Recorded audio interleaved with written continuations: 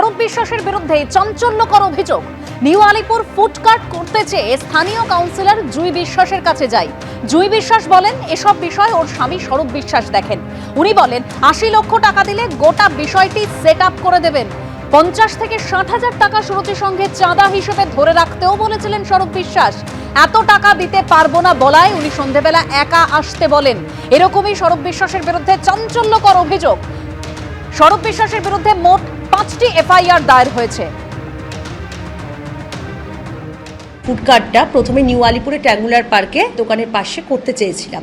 তার জন্য আমি লোকাল কাউন্সিলর জুই বিশ্বাসের কাছে গিয়েছিলাম, কারণ যে কোনো জায়গা কর্পোরেশনের জায়গা থাকলে সেখানে লোকাল কাউন্সিলরের একটা নো অবজেকশন সার্টিফিকেট বা উনি আমাকে গাইড করবেন যে সেখানে আদৌ আমি বিজনেস করতে পারবো কি পারবো না সে বিষয়। তো সেখানে গিয়েছিলাম প্রথমে। তা সেখানে উনি রেফার করেন যে উনি এই বিষয়গুলো দেখেন না, ওটা স্বরূপ বিশ্বাস মানে ওনার হাজব্যান্ড দেখেন। তো তার জন্য আমাকে সুরজির সঙ্গে একটা অ্যাপয়েন্টমেন্ট নিতে হয়। তো যখন আমি যাই তখন একটা প্রচণ্ড সিকিউরিটি প্রোটোকলের মধ্যে দিয়ে যেতে হয়, ব্যাগ চেক করা, নাম লেখা, এই সমস্ত কিছু করে ফোন জমা রেখে যেতে হয়। তখন উনি আমাকে বলেন যে ঠিক আছে, আসলে নিউ আলিপুরটা খুবই পশ জায়গা এবং ভীষণই একটা মানে কি বলবো মানে খুব মানে বিক্রিবাট্টা হওয়ার মতো জায়গা। তো সেই কারণে উনি বলেছিলেন যে ৮০ লাখ টাকা দিলে আমি সেট আপ করে দেবো। এসব কাগজপত্র মানে আমার কাছে ট্রেড লাইসেন্স ফ্যাসার লাইসেন্স যা ছিল এসব কাগজপত্রের প্রয়োজন নেই, আপনি ওটা করে দিন আর একটা চাঁদা ৫০-৬০,০০০ টাকা চাঁদা সুরজিতে ধরে চলুন। তো যখন আমি সেটা বলি যে আমার কাছে তো এই মানিটা নেই এবং আমি সেটা পক্ষে সম্ভব না, মানে ৮০ লাখ টাকা একটা ছোটো ফুডকার্টের জন্য ইজ এ হিউজ মানি, মানে একটা ফ্ল্যাটের দামের মতো। আপনি অ্যাড্রেস করেছিলেন ইভিনিংয়ে একটু আসুন, ৫টা থেকে ৬টার মধ্যে একাই আসবেন, আমি খুব বেশি লোককে অ্যালাউ করি না, আমি দেখছি কথা বলে কতটা কমানো যায়। স্বরূপ বিশ্বাস বলেছেন। তো তারপরে আমি সেখান থেকে মানে ওইটা শোনার পর আমি সেখান থেকে বেরিয়ে আসি, কারণ কিছুদিন আগে যেখানে অভয়ার ঘটনা ঘটেছে সেখানে একজন শাসক দলের একজন আমাকে এই কথাটা বলছে, সেটাই আমার কাছে হজম করার মতো বিষয় ছিল না। ঠিক সেই সময় আমি তো 2022-এ একটা ফ্ল্যাট কিনি আর আমি 10 বছর লস অ্যাঞ্জেলেসে ছিলাম। তো আমি যখন মুভ করি ওই ফ্ল্যাটটাতে, মানে এখানে এসে যখন আমি ওই ফ্ল্যাটটাতে মুভ করি 2024-এ, তখন দেখি যে ওই কেয়ারটেকার রুমটা ওই স্বরূপ বিশ্বাসের ভাই অরূপ ঘোষের ঘনিষ্ঠ একজন প্রমোটার দখল করে রেখেছে। এবং বারংবার আমরা রিজেন্ট পার্কে আমরা ফ্ল্যাট ওনাররা এফআইআর করছি, কোনো রকম গ্র্যান্টেড হচ্ছে না এফআইআর। 4 তারিখে সরকার বদলের পর থ্যাঙ্কফুলি আমি টুইট করার পর সোশ্যাল মিডিয়া থ্রু হেল্প পেয়েছি এবং আমি ঘরটাও ফিরে পেয়েছি। উনি 10 লাখ টাকা ছাড়া ঘরটা দিতে রাজি ছিলেন না, কিন্তু পরবর্তীকালে উনি দিয়েছেন। তখনই আমার পার্সোনাল লয়ার আমাকে বললো যে এখন তোমার একটা এফআইআর করা উচিত, তখন যে কারণে আপনি এফআইআরটা করেননি এখন আপনি তাহলে এফআইআরটা করতে পারেন। তো সেই কারণেই আমার এফআইআরটা করা। গ্রেপ্তার হওয়ার পর শওকত মোল্লা হেফাজতে রয়েছেন, আর এবার আরও বিপাকে শওকত মোল্লা। প্রাক্তন তৃণমূল বিধায়ক শওকত মোল্লার বিরুদ্ধে ধর্ষণের অভিযোগে মামলা দায়ের হয়েছে। ক্যানিং পূর্বে প্রাক্তন তৃণমূল বিধায়ক সহ 3 জনের বিরুদ্ধে মামলা দায়ের হয়েছে জীবনতলা থানায়। 2019 সালে শিশুকে তুলে নিয়ে গিয়েছিল কয়েকজন দুষ্কৃতী। সন্তানকে বাঁচাতে তৃণমূল নেতার দ্বারস্থ হয়েছিলেন মহিলাকে অফিসে ডেকে মারধর করা হয় এবং ধর্ষণের করা হয় বলে অভিযোগ। এই অভিযোগ উঠেছে শওকত সহ তার অনুগামীদের বিরুদ্ধে। অভিযোগকারী মহিলাকে ধর্ষণের অভিযোগে মামলা দায়ের হয়েছে। শওকত মোল্লা সহ 3 জনের বিরুদ্ধে জীবনতলা থানায় মামলা। বাচ্চাটাকে মানে 19 সালে মার্চ মাসে আমার বাচ্চাকে তুলে নিয়ে যায় বিকাল নাগাদ, তখন 5টা, 5:30, 6টা নাগাদ। কারা তুলে নিয়ে গেল? ওই শওকত মোল্লার লোকজন তুলে নিয়ে যায়। আচ্ছা। তারপরে আমি গিয়েছি বাচ্চাকে খুঁজতে, সবার মানে মুখে শুনছি আমার বাচ্চা কোথায়। তো তখন বললো আমাকে ওই বাজারে যেতে হবে, মানে চোরাদিদের বাজারে যেতে হবে, শামসুর বলে একজন আছে, ওনার কাছে গিয়ে জানাতে হবে। তো আমি তখন ওখানে গিয়ে জানালাম, উনি বললো হোসেন শেখের কাছে যেতে হবে। বলে হোসেন শেখের কাছে আমি হোসেন শেখ বলতে কোন হোসেন শেখ? যেটা হচ্ছে শওকত মোল্লার সঙ্গে পার্টি করতো, টিএমসি পার্টি করতো, উনি কোনো লিডার ছিলেন, মানে ওখানকার বাদশা বললে চলে, ওনাকে বাদশা বলেই সবাই চিনতেন, তৃণমূলের লিডার। আর উনি হচ্ছেন এমন একটা মানে ওই যে হোসেন শেখ মানে আমি কেন আরো মেয়েরা মানে ওনার কোথায় মানে উনি যা বলবে তাই, থানা পর্যন্ত ওনার কথায় উঠে বসে। থানাকে উনি যতক্ষণ না কল করবে কারোর মানে ওনাদের পারমিশন ছাড়া থানা কারোর কথা শুনবে না। আচ্ছা। তারপরে এবারে ওখানে যেতে বলেছে, আমি সকালে গেছি 7-8টা নাগাদ, তখন আমাকে দোতলার মধ্যে নিয়ে যায়, বললো ওখানে না ওটা একটা কালীবাড়ি পার্টি অফিস আছে, ওই দোতলাতে খাট বিছানা অনেক কিছু রাখা আছে ওখানে।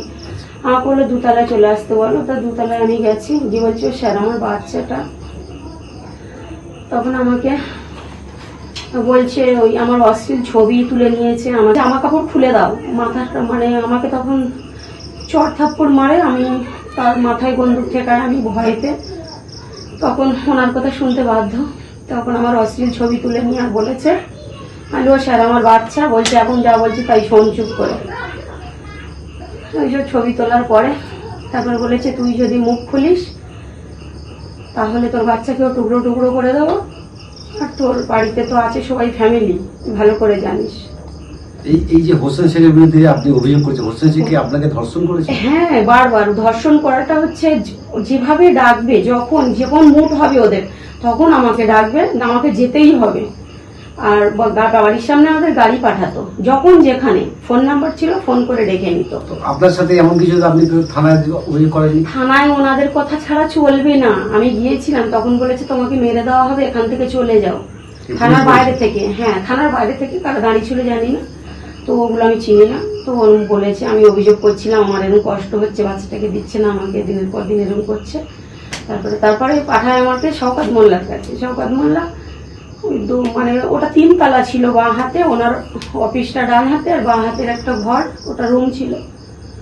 ওখানে নিয়ে গিয়ে উনিও ওনার মতন মানে যা কাজ করার করে নিল, আর বলেছে যে শওকত মোল্লা নিজেই করেছে? হ্যাঁ নিজেই। উনি আমার বলেছে বাচ্চা তুমি ওনার সাথে কথা বলে নাও, আমার যে গার্ড আছে উনি সব বলবেন। তো আমি বললাম ঠিক আছে। বলছে আমার পার্সোনাল নাম্বার গার্ড দিয়ে দেবে। তো আমি লিখো স্যার আমার বাচ্চা, আমি চুপ বাচ্চাই করি।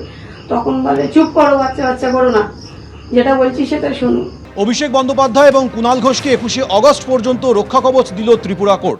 ত্রিপুরা কোর্টের তরফে জানানো হয়েছে যে 22শে জুন তাকে সশরীরে হাজিরা দেওয়ার কথা হয়েছিল, কিন্তু 22শে জুন তাকে সশরীরে হাজিরা দিতে হবে না। আজ ত্রিপুরা হাইকোর্টে কুণাল ঘোষ এবং অভিষেক বন্দ্যোপাধ্যায়ের হয়ে চ্যালেঞ্জ করেন আইনজীবী শঙ্কর লোধ। 10ই জুন ত্রিপুরা কোর্টে হাজিরার সমন আসে অভিষেক বন্দ্যোপাধ্যায়ের কাছে। ত্রিপুরার খোয়াই থানায় অভিষেক বন্দ্যোপাধ্যায়ের বিক্ষোভকাণ্ডে হাজিরার সমন এসেছিল। দেখুন, অভিষেক ব্যানার্জি এবং কুণাল ঘোষ আজ যে মামলাটা শুনানির পরে কোর্ট এটা বলেছে, এলসিআর কল করেছে এবং নোটিশ ইস্যু করেছে। Next date has been fixed on 21st of August 2026, আর in the meantime no coercive step should be taken against them if they file an application. যে এই বলে যে আমাদের একটা অলরেডি আমরা we have filed an application before the high court challenging the cognizance. এই petition দিলে খোয়াই কোর্ট যেন কোনো কোয়ার্সিভ স্টেপ না নেয়।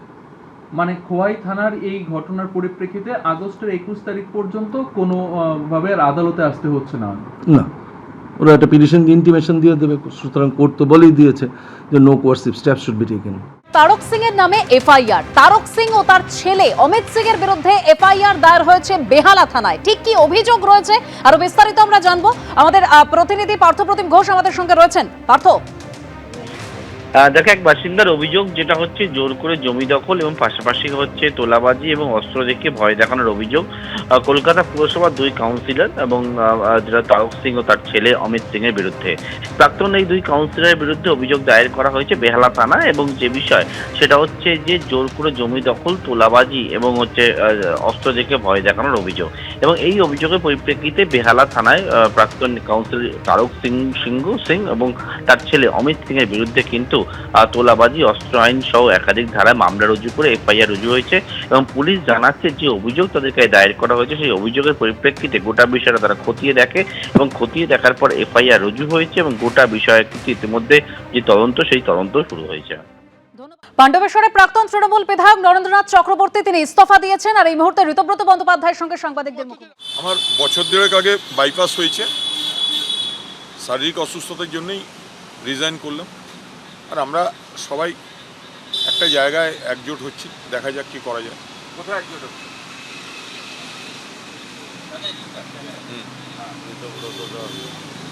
ঋতদা আছে, ডেভিডদা আছে, আমাদের অভিজিৎ ঘটক এসছে।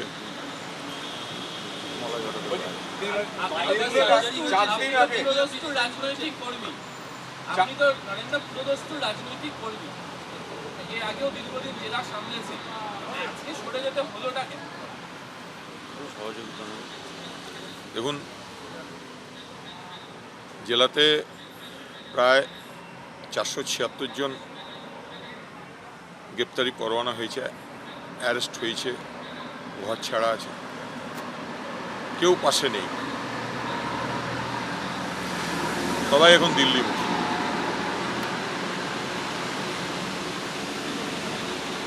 কর্মীদেরকে কি জবাব দেবো? আর তাছাড়া শরীরও পারমিট করছিল না।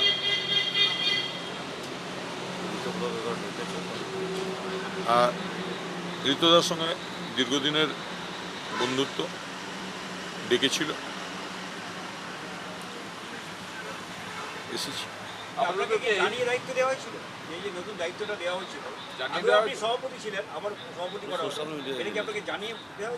সোশ্যাল মিডিয়া দেখেছি, ফেসবুকে দেওয়া হয়েছিল, দেখেছি। ওটাই তো জানানো, ফেসবুকে না।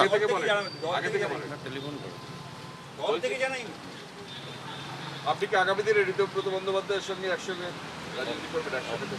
অবশ্যই 100 বার দেখা যাক।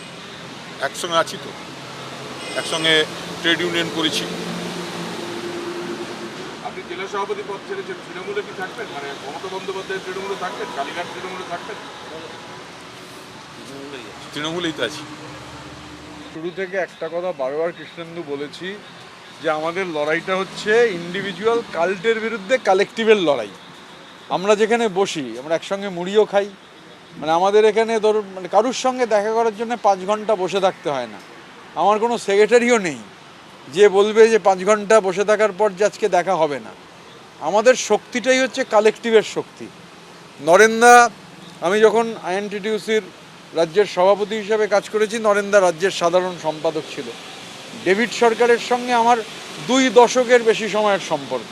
অভিজিৎ আমার বন্ধু, একসঙ্গে আমরা কাজ করেছি। রবীন্দ্রনাথ চ্যাটার্জি সিনিয়র, একটু আগে নির্মল মাঝি ছিলেন এখানে। সুতরাং আমি মানে নাম, এবং আমরা এই যে একদম ডেভিডদার নেতৃত্বে চাল ভাজা ফুলুরি এগুলো খাওয়া হলো, পেঁয়াজ কাটা হলো, লঙ্কা কেটে আনা হলো। আমাদের হচ্ছে ইন্ডিভিজুয়াল কাল্টের বিরুদ্ধে লড়াই। এখানে নরেন চক্রবর্তী, ঋতব্রত ব্যানার্জি, ডেভিড সরকার, অভিজিৎ ঘটক কেউই কখনো চার্টার্ড ফ্লাইটেই চড়েনি। তো আমাদের হচ্ছে চার্টার্ড ফ্লাইট বিরোধী যে লড়াই, সেই কালেকটিভ লড়াইয়ে আমরা আছি, আমরা থাকব, এবং আমরা সবাই মিলিতভাবেই গোটা লড়াইটাকে এগিয়ে নিয়ে যাব। লড়াইটা আমি বারবার যেটা বলেছি যে দেখুন, ইন্ডিভিজুয়াল কাল্টের বিরুদ্ধে লড়াই। মানে যদি ধরুন প্রয়োজন হয়, নরেন্দা, ডেভিডদা, আমি, অভিজিৎ, আরও অনেকে যারা আমরা আজকে ছিলাম সবাই, আমাদের যদি দিল্লি যেতে হয়, আমি তখন আর এমপি নই, এরাও XMLA, আমরা নর্মাল ফ্লাইটের ইকোনমিতেই যাব, আমরা চার্টার্ড ফ্লাইটে যাব না। মানে 4 কোটি টাকা খরচা করে আমরা যাব না। আমাদের এটা লড়াই যে কলকাতা থেকে দিল্লি আর দিল্লি থেকে কলকাতা 4 কোটি টাকা পার্টির টাকা খরচা করা যাবে না।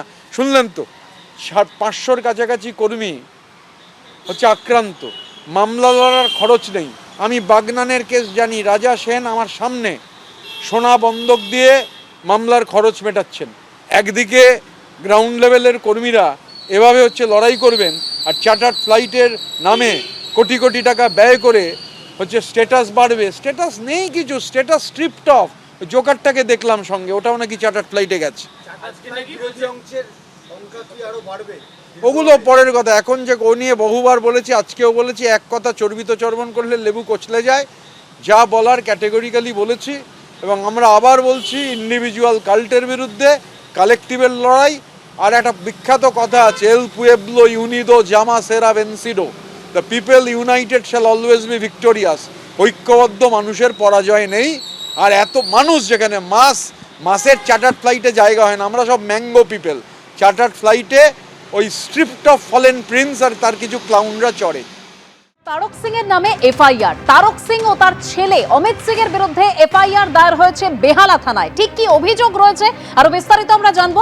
আমাদের প্রতিনিধি পার্থপ্রতিম ঘোষ আমাদের সঙ্গে রয়েছেন। পার্থ, দেখো, এক বাসিন্দার অভিযোগ যেটা হচ্ছে জোর করে জমি দখল এবং পাশাপাশি হচ্ছে তোলাবাজি এবং অস্ত্র দেখে ভয় দেখানোর অভিযোগ কলকাতা পুরসভার 2 কাউন্সিলর এবং যেটা তারক সিং ও তার ছেলে অমিত সিং এর বিরুদ্ধে। প্রাক্তন এই 2 কাউন্সিলরের বিরুদ্ধে অভিযোগ দায়ের করা হয়েছে বেহালা থানা, এবং যে বিষয় সেটা হচ্ছে যে জোর করে জমি দখল, তোলাবাজি এবং হচ্ছে অস্ত্র দেখে ভয় দেখানোর অভিযোগ। এবং এই অভিযোগের পরিপ্রেক্ষিতে বেহালা থানায় প্রাক্তন কাউন্সিলর তারক সিং এবং তার ছেলে অমিত সিং এর বিরুদ্ধে কিন্তু তোলাবাজি, অস্ত্র আইন সহ একাধিক ধারায় মামলা রুজু করে এফআইআর রুজু হয়েছে। এবং পুলিশ জানাচ্ছে যে অভিযোগ তাদেরকে দায়ের করা হয়েছে সেই অভিযোগের পরিপ্রেক্ষিতে গোটা বিষয়টা তারা খতিয়ে দেখে, এবং খতিয়ে দেখার পর এফআইআর রুজু হয়েছে এবং গোটা বিষয়ে কিন্তু ইতিমধ্যে যে তদন্ত সেই তদন্ত শুরু হয়েছে। এবিপি আনন্দ, এগিয়ে থাকে, এগিয়ে রাখে।